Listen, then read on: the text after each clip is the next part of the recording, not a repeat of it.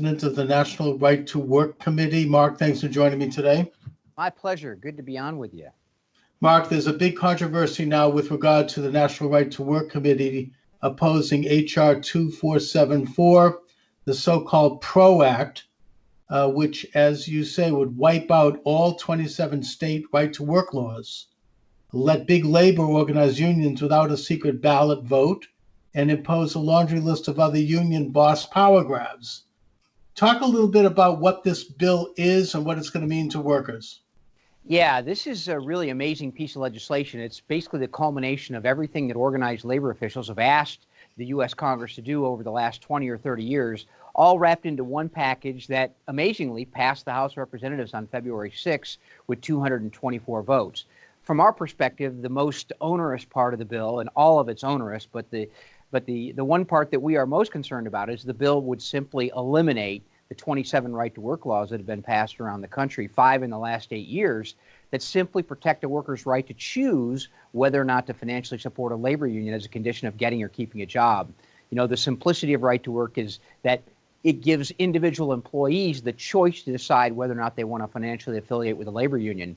We think that's good policy. Apparently, Nancy Pelosi and her caucus believe that they got to change that under federal law and reimpose compulsory unionism across the entire country, like they did in 1935 when Franklin Roosevelt imposed forced unionism on the nation.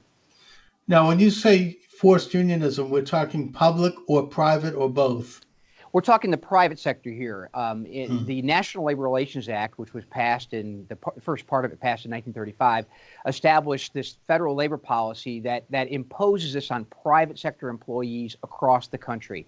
There are very minor exceptions to the act, but basically, if you're an agricultural worker or if you're in a company that has less than, I think it's $50,000 in revenue, you are covered by the National Labor Relations Act in the private sector. Public sector workers are covered by state law in most instances. And the good news there, Chuck, is that we were able to win a Supreme Court decision back in 2018 that protected every government employee across the country from being forced to pay dues or fees as a condition of getting or keeping a job with their government. The case was called Janus v. AFSCME, and the National Right to Work Legal Defense Foundation represented Mark Janus in front of the U.S. Supreme Court that year.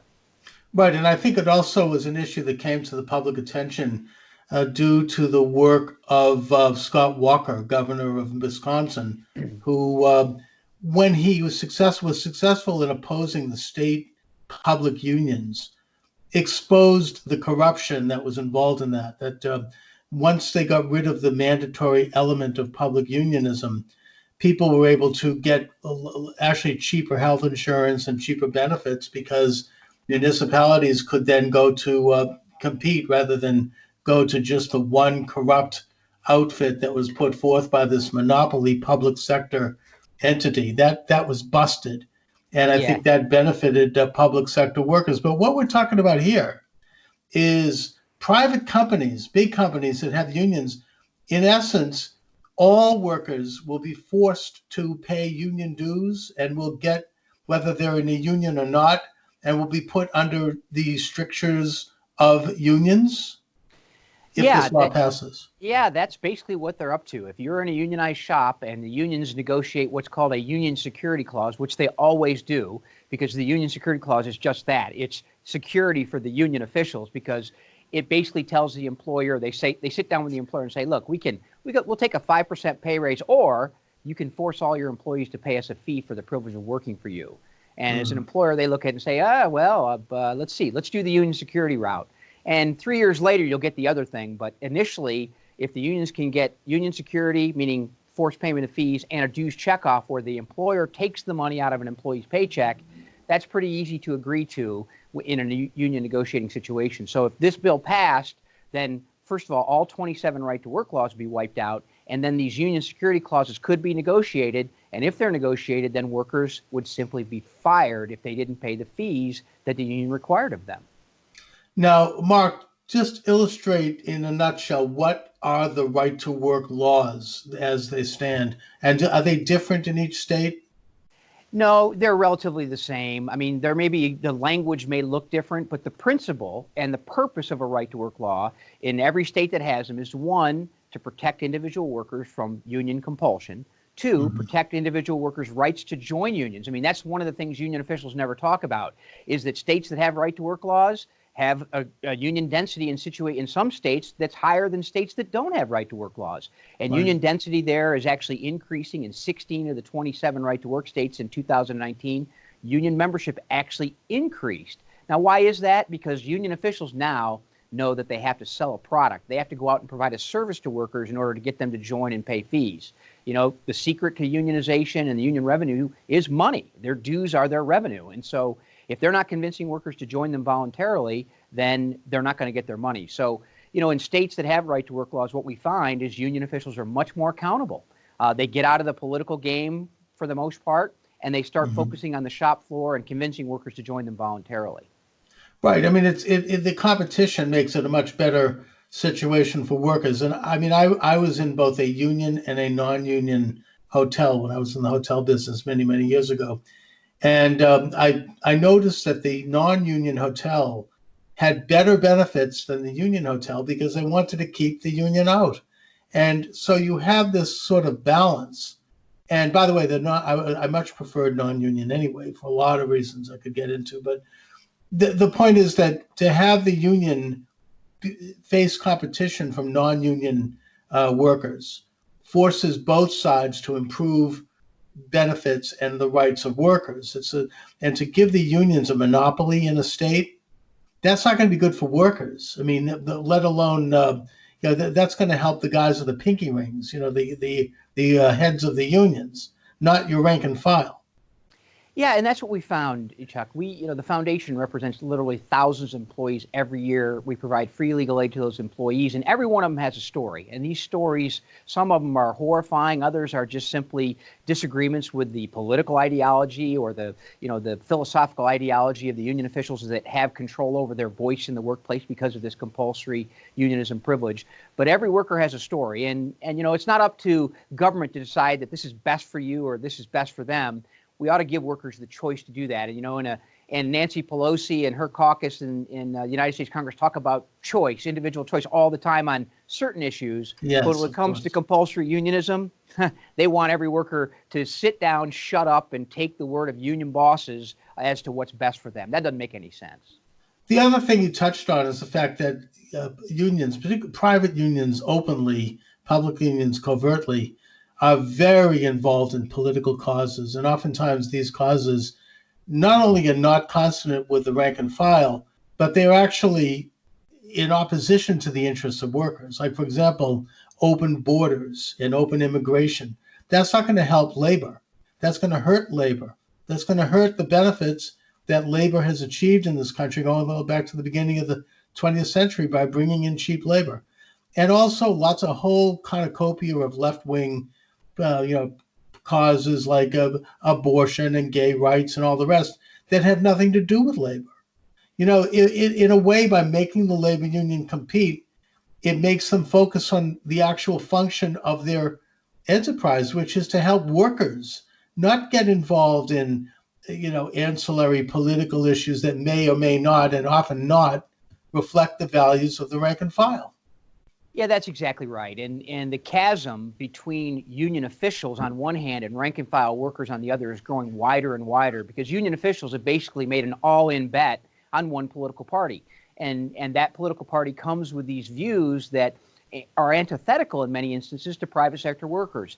I mean, how the Operating Engineers Union allows the AFL-CIO to spend money on, so-called environmental issues is really an interesting idea. Rank and file workers across the country in the 2016 election in states like Michigan and Wisconsin, in Ohio and Pennsylvania, they're the ones that put President Trump in the White House. I mean, the fact is their union officials spent boatloads of money on the other side trying to convince the American people that this idea of kind of democratic socialism, which they are openly calling it now, at least in Bernie Sanders' case, yes, and others, and union officials like Richard Trumka and John Sweeney, the former president of the AFL-CIO, who said, yeah, I'm a proud card-carrying member of the Democratic Socialists of America. I mean, that's antithetical, to your point, to most rank-and-file workers in the private sector. Absolutely. And also John Sweeney was quoted in the last election as saying that, admitting that most of his rank-and-file people were supporting Trump. So, right. I mean, it's but it's a very different universe. The kind of the heads of the unions, the guys I like to call the guys of the pinky rings, and the rank and file workers who are actually working and who have a different set of interests. So there was a byproduct of the business with Scott Walker in Wisconsin when he took on the public unions, that people in public unions who object to the politics of their union have a right to withhold a portion of their dues so that it doesn't go to these political activities. What is the present status of that? Yeah, well, I think the irony of the whole Wisconsin Scott Walker battle was that Wisconsin was the first state to implement statewide government sector bargaining for state employees and local government employees in their state. And ironically, it was the state that said, we need to get out of this structure, and Scott Walker did that. They didn't eliminate bargaining in its entirety. They simply limited it to wage negotiation and other, and we'll see what happens if they add back on other conditions of employment. But it was a very important battle in the idea of who controls government, taxpayers or union officials, because what was granted in Wisconsin back in 1959 was a monopoly to union officials to speak on behalf of government employees and be the sole voice in the marketplace. And then, to add insult to injury, they used this power to collect more money from public sector workers, which they in turn around and use to elect politicians that they're negotiating with on the other side of the table. So it got to be so bad that something had to be done. And if you talk to people in Wisconsin now, they'll say things are much better, because even the city of Milwaukee, I think it was the executive council of the city of Milwaukee, said, yeah, well, we thought it was going to be bad, but we have a little more control over our government now.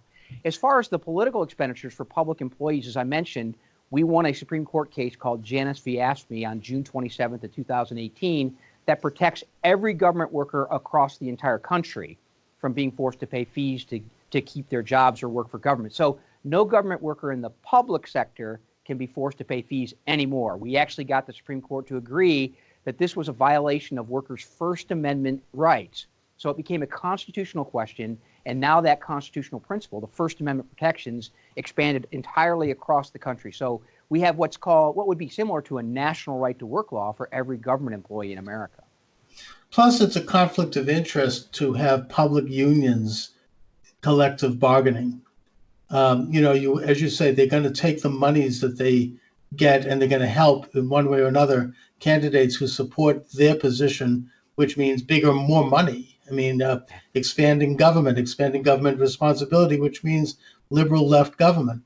And that's a conflict of interest for the taxpayer and for the citizen. To have public sector employees who are working as public servants have, their organization promoting particular candidates, either in the de facto sense or indirectly. And so, that's a kind of a corruption that really has to stop. Yeah, it's kind of interesting. It's now overtly admitted by union officials, for example, in California, that stand up in legislative sessions and committee hearings saying it's pretty cool that we get to elect our own bosses. That's a paraphrase, but you get the point. It really is interesting that we've granted a monopoly to a monopoly in states that recognize union officials as a voice for public employees. In fact, we're dealing with a bill right now in Virginia today, this afternoon, a bill that would impose bargaining in the Commonwealth of Virginia. When other states are looking to get out and roll back union monopoly power, you have a state like Virginia now that's trying to impose it on the taxpayers, and we know that's not good policy. Virginia's been ranked one of the most fiscally sound states over the last 20 years, and one of the reasons is the flexibility of elected officials to basically, deal with situations that come up, like the 2007-2008 recession, when then Governor Tim Kaine was able to work the budget to save about $198 million and create a stability in the Virginia government that other states like Illinois and New York and California and Massachusetts and New Jersey, those states that are now suffering under promises made to union officials and union officials negotiated promises to public employees that unfortunately are not going to be fulfilled. Think about the pension issue and the problems that many of these states have. That's a function of this monopoly power that union officials have had. They say, oh, we promise you the best pension ever. Well, at some point, someone's got to pay for that. And in states like Illinois and California, now Ohio has that problem, in New Jersey, no one's capable of paying that liability that exists now in those states. It's really unfortunate for the public sector workers who did their job. But Right, now of course, it's their yeah, money. It's yeah, their money, and the whole thing looks like it'll implode in the next 10 years or so when more and more people retire. And that's a big issue. The same thing could be said of Social Security and Medicare as well. That's a whole different topic. But these sort of these pensions, these planned income retirement entities are really teetering, and it's a big problem. Uh, Mark, what is the present status of the PRO Act? How serious is this? Are they? Do you think they're gonna? I mean, how are we doing in terms of opposing this draconian step back into the 1930s Depression era? yeah. Well, the White House did issue a veto statement I think the day before, the day of the vote on the PRO Act in the House of Representatives. So the bill as currently constructed would be vetoed by President Trump if it got to the White House. I think in the Senate, there's probably less and less support for this. Obviously, when the Senate had 60 Democrat members and Barack Obama in the White House, they couldn't pass the card check bill, which was the bill that would allow for union certification by card check instead of secret ballot. Elements of that bill are in this bill. I think the Senate would defeat it, but Chuck, you never know. I mean, you never know. You want to stop these things, and the more the public knows about it, the more the public's informed about what's on the table, the greater the likelihood we can stop it. But for now, I think the bill is probably not going to go anywhere in the Senate. But we know that the House, the Senate, and the White House are all up for election in November, and this is kind of a precursor to what the agenda is of Nancy Pelosi and her caucus. If they get control over the entire government, you'll see this type of thing become, unfortunately, perhaps a reality. Well, I'm glad you're here to kind of pierce the veil a little bit here, because the demagogues are going to hold this up if it's vetoed by President Trump or stopped by the Senate, and say that people are anti-worker. And you're presenting the case that really quite the opposite is true. And that's something that really it's essential that you continue to do. I applaud you for doing it. We all should play a part in terms of alerting this danger really to the actual interests of American workers.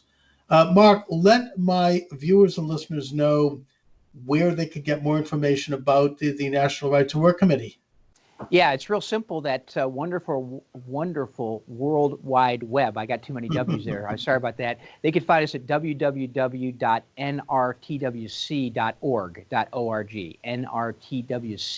nrtwc.org. Okay, Mark Mix is the president of the National Right to Work Committee. Mark, I want to thank you for joining me this afternoon. My pleasure. Thank you. All right. Have a good day.